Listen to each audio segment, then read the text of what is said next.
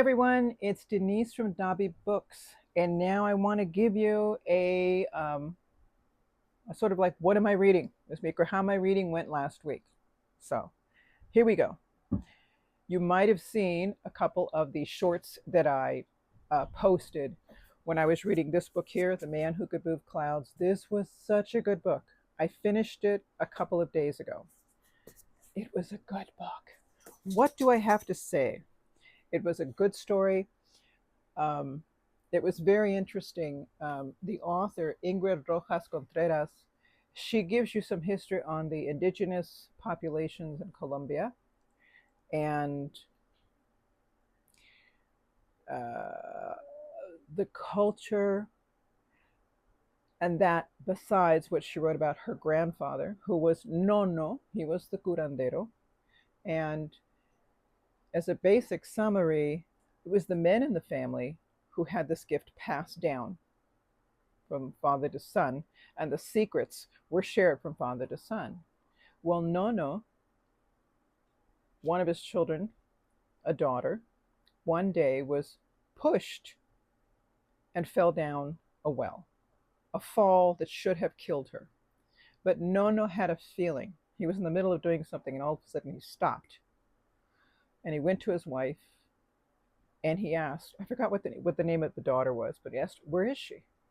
She said, "I don't know, maybe she was playing with her cousins." And he just had this awful, awful feeling. And he just followed his gut feeling and he found her. But he didn't find her from looking at the top of the well. There was actually a cave he entered, and his daughter had fallen from the well down into this cave. So when he found her, he had entered through the cave. That's where he was led, and that's where he found her. It took her months and months and months to recover. I imagine getting medical help in that time was not the easiest thing in the world. So he took care of her. She suffered a bad case of amnesia, and long story short, as when this fall and the amnesia that resulted, the mother came out, the girl, his daughter came out. Now she had the ability that her father had. So she was the one that sort of changed the family tree. And so she learned from her father the secrets and she learned the skills. She knew was able to do more than what her father could do because she could sit in a room. Someone would come in to talk to her father, "I'm worried about this. Can you tell me about this?" And he would use his skills. And she would tell her father, "This woman's son is standing next to her and this is what he's telling her." So she had the ability to see the spirits on the other side, to hear them. So this is something that little by little kind of faded, but she kept her skills. Her own children were shared the sensitivity of their mother, but not to the degree that their mother had. So most of her children, especially the daughters, had the sensitivity to a degree. But the one daughter, the author of this book, had a fall one day. She was riding her bicycle. She hit a car that had opened its door. She flipped and landed on the cement and got amnesia. As she was recovering from her amnesia, she too became ultra sensitive. So if she was mildly sensitive before, she was ultra sensitive after her amnesia experience. And the story goes that the author, the author's mother, and some of the mother's sisters started having a dream of the grandfather. All of them, which was very unusual. One or two maybe having the dream, like the author and her mother having the dream, wouldn't have been so strange because that's what they did, right? They were ultra sensitive and this is what happened to them. But when the sisters started having the same dream as the author and her mother, they knew something was up. And basically, it was the grandfather telling them he wanted them to disinter his body and bring them to a certain location. So, this is what the story eventually comes to as the author weaves in and out, and she covers her childhood, her mother's childhood, the background story to her grandfather and what he was like in the years and how he treated his wife and children. And there's of course folded into that the story of the difficulties that the, the, the Civil War that Colombia had been having for some 60 years. The most recent one was 60 years long. There's been some way in the back, but and those experiences and how it affected them. Um, I was so caught up in the story at times because I wanted to see what would happen with this experience. And when she talked about she had this dream or someone else had this experience, they would be gathering in the backyard and just, laughing and talking, and then something weird would happen. I found that fascinating. I just love to hear things like that. Although I'm not one of those people that likes to go into haunted houses and record things. Hell no. No. I'm a scaredy cat. I do not like that. I can walk into a place and sense that there's a presence there. I don't want to get acquainted. Okay. I'm not one of those explorer types. Um, but I do like to hear stories of people who, in their everyday lives, just happen to have that sensitivity and the experiences that they have as a result of that sensitivity. And this is one of those stories. Um, and I already posted on the shorts the two that stood out. And the author herself, now English is not her native language. She didn't come to the United States till she was going to college, I believe. She writes very well, but I've noticed in some of her writing, I can hear the accent, if that makes any sense. The way she words a sentence, I have to kind of stop and go, wait, because it's worded a little strange to my mind. I'm a native English speaker. So when I would read some of her sentences, I'd be like, did I read that right? And I'd have to go back and read it again. And it took me time to realize she was writing it. Um, I'm imagining how she would have spoken it, right? Sometimes when it's not unusual for someone, even when they speak a second or third language very, very well, sometimes the way they will organize those words in a sentence can be a little different, but they're perfectly understandable. And that's an experience that I had when I would read some parts in this book. She also, though, has a way of saying things. And there was a remark she made of talking about experiences, the line of life, right? We think of a straight line. She brought up how it can be a circle and why it's a circle. And I highlighted it because I thought it was just beautifully said. And hopefully I'm going to find it here. There is one quote that I wanted to read to you. I love the way she said it. She talks about people and their histories. The histories and stories of a people are a mirror. They tell how and when and where and why a people lived. No matter the year or the hour, empire will always seek to destroy the mirrors in which it does not see itself. And she brought this up because, as you know, the Americas were conquered by the Spaniards. And the Spaniards were not friendly to the indigenous religion or traditions.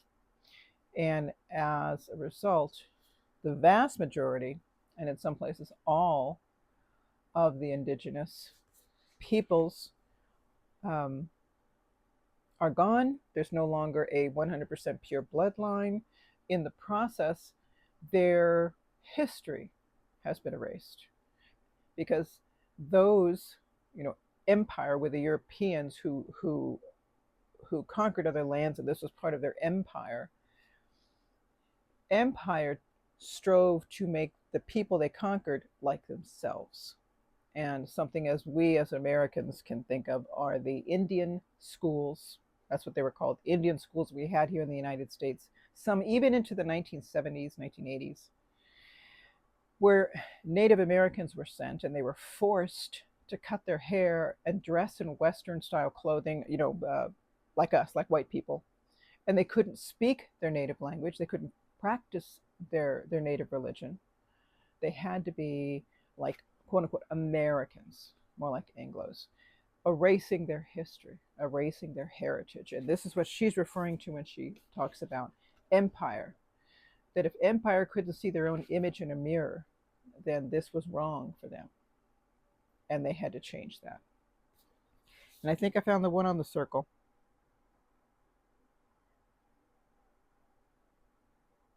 She said,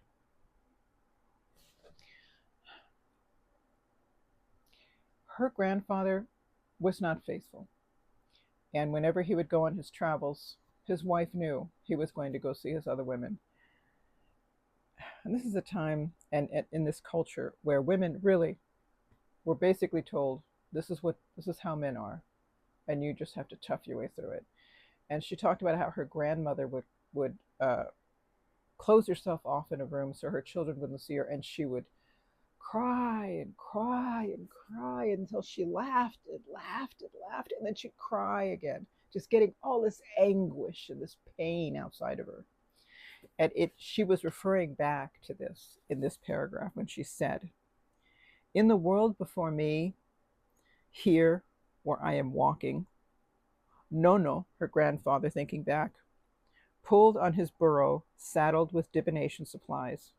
And in Ocaña, which is the location where she was at, Nona hid from her children in their outhouse, crying until she was laughing, until her weeping looped back and she was crying again.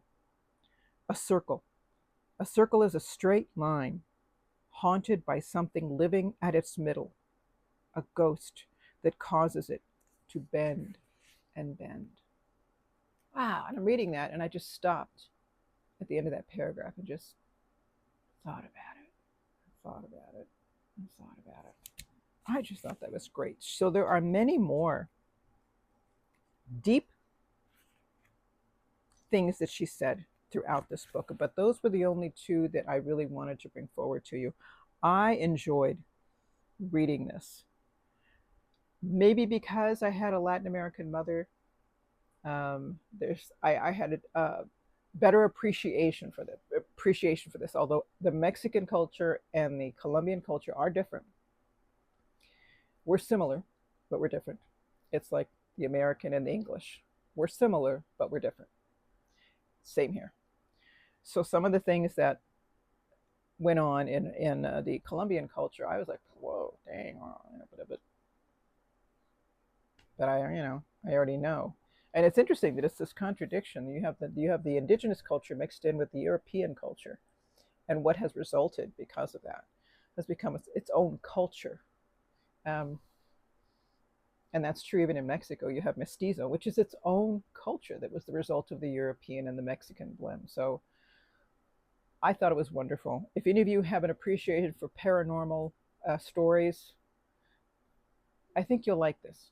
You'll really like this. And I have so many things. I was looking at my reading, I guess because I have to redo my medieval studies.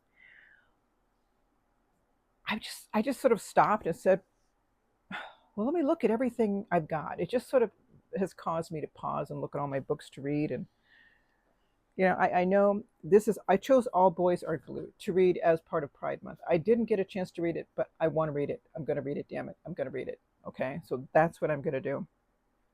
But when I think of my other reading projects that I've either not started or I've put on pause because I wanted to finish up other things, like reading through the Roman emperors. I have Caligula, and I've just had, I started it, and I am enjoying this. I don't want to DNF it. I want to finish this. So that's a reading project that I'm looking at and saying, okay, maybe I could pay more attention to this now that I've had to change my medieval studies. Maybe this is something that I can reschedule. I'll have more time or whatever. But this is something I intend to finish. But alongside that, I also was doing the president biographies. And I read George Washington one, but then there's this one on John Adams by David McCullough, and it's not small. I want to read through this. I really want to continue with this project. And the books that I was currently reading, I have Silent Flame, which I'm about halfway through. I'm going to finish this, but this is one of my other reads that I had put aside because I was, trying to take care of other things. Um, this plus my medieval studies.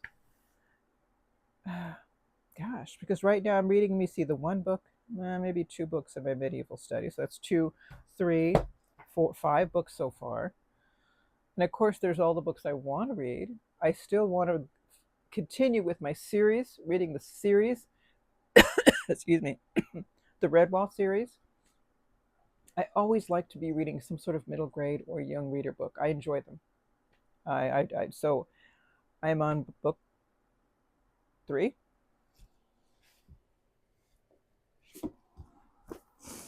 Matameo, yeah, I'm on book three, but I haven't started yet. This is sitting on my table, my TBR stack. So there's another book. So that's six books. Yeah. So I think what's going to happen, I'm just going to have to pick of this stack here. All right, so then one, two, three, four. How come there's only four? So here we go. These are either the current reads or I'm definitely going to read these. Here's the stack, right? 1, 2, 3, 4, 5, 6. There's 6. These two are the medieval studies. All right, so they're getting read every day, at least 30 minutes every day. And here's my just regular reads, right? That I want to read. There's Caligula. That's one of my project reads. Redwall, a project read. All Boys Aren't Blue, that was dedicated for a particular month, Pride Month. And that doesn't include John Adams. So these are the books that I really want to get to. And those of you who just read just like flowing down a river and it's easier for you, I would imagine you could get all these done in a month. I don't know if I can. Definitely won't finish this in a month. But I think this is what I'm going to think of. What can I do? How much time do I need to dedicate to my reading daily to get through these by the end of July? And this by the end of August? I'm just curious because this is thicker and I'm not a fast reader. If I tell myself I'll get this done by the end of August. I don't have a deadline for the President reads. And I don't have a deadline for the Roman Emperor reads. This one had a deadline, which was today. I was supposed to be done with a book for Pride Month today, and I'm not.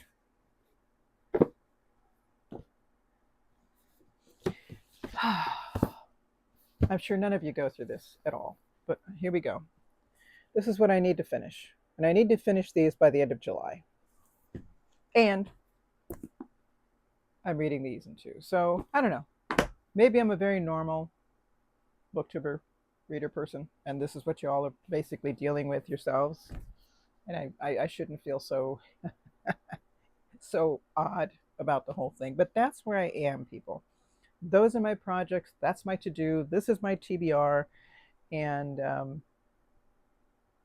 I'm still, I guess, because I had to change one thing, my medieval studies, that it just really made everything else kind of fall out of whack, So that's where I am. That's, I've got to plan this more carefully. I'm thinking to myself, maybe I should write a list and say, like I said, one series, Roman emperors, presidents, and then you have to read like a history, because the president ones and the Roman emperor ones, those are biographies. I want to read a history. I want to be able to go and say, like this. This is a history, a book on history. I want to read one of those, at least one every 2 months. I'd also like to read an academic title. Something on a topic such as educational philosophy or theory, literary criticism, something like that. I'd like to keep up with that. There's just so much I want to do. And I feel like I'm staring at this mountain and I can't seem to get it organized. So I wish I could tell you something that's a little more organized and less rambly, but that's where I'm at. So thank you, everybody. I'm sorry I just bored you to death with my talking and talking. Let's see what happens next week when I check in and let you know when I've been reading for the week. In the meantime, thanks for hanging out with me. Take care, all of you. I love you all. See you then. Bye bye.